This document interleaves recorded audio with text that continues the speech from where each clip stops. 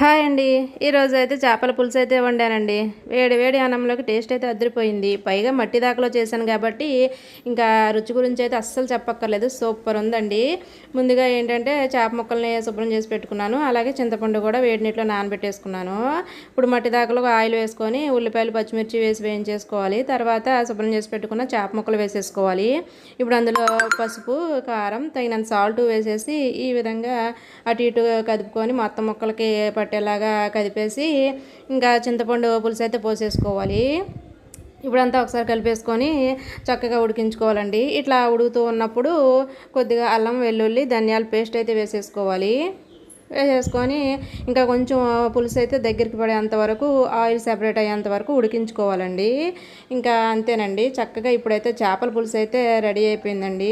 Full video మన ఛానల్లో ఉందండి. ఇంట్రెస్ట్ ఉన్న వాళ్ళు చూడండి. నచ్చితే లైక్ చేయండి, షేర్ చేయండి.